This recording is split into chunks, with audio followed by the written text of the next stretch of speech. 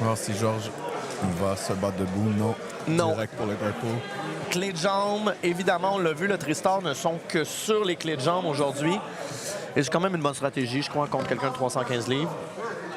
Une très bonne idée. Non, William semble vouloir relever Georges. On m'a dit que William était un joueur de football professionnel dans le temps, donc il a quand même un gros background de sportif. J'ai vu sur son rash guard, c'était écrit football, une équipe de football dessus. Avec son gabarit, ça ferait du sens. Oui, ça ferait du sens, toujours pratique. Mon Dieu.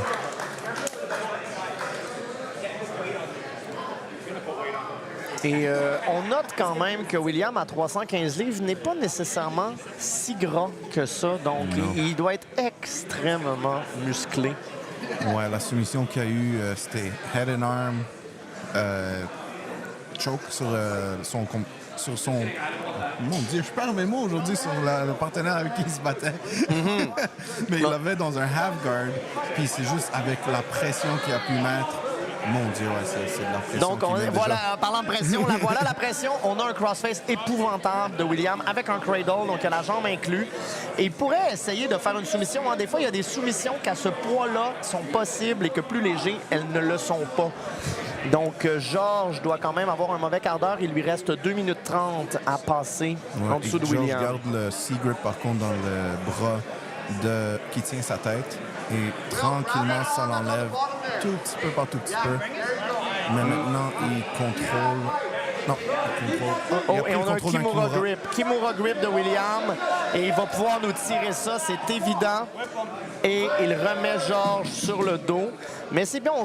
Georges est sur le dos, mais il veut ses clés de jambes. Donc, c'est un très bon travail de Georges d'être sorti de ça. Il reste 2 minutes, la moitié du combat de fait dans 5 secondes.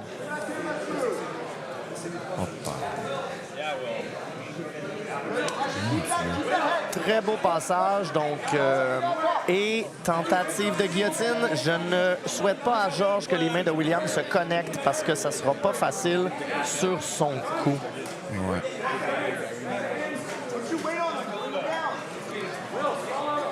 C'est drôle à dire, j'aimerais même voir que William ait plus oh mon de Dieu, poids. attention, oui, là, vraiment, la guillotine commence à rentrer et s'il tire sur ce coup-là, tout est possible. Mon Dieu. Mais Georges fait bien sa job, il reste actif, il ne laisse pas les positions aller. Absolument, mais là, debout, c'est très terminable. Une guillotine debout de William Green, ça peut se finir, mais Georges tient la jambe. Bien joué. Attention, il sort sa tête. Très bien joué. 1 minute bientôt.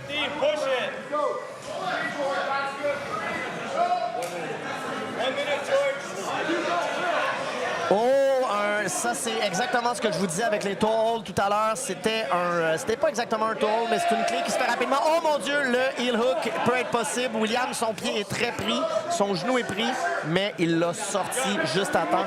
Il y a vraiment eu une seconde assez dangereuse pour William. Présentement, Georges est de retour sur les pieds, mais William aussi. Ça semble quand même être une position un peu neutre. Oh, Georges peut aller prendre le dos, mais il reste 30 secondes. Et on a le dos de prix, 25 secondes. Et William se relève. Georges veut changer en clé de bras pour garder ça. Et on a un échange debout. Mon Dieu. 10 secondes qui restent au combat.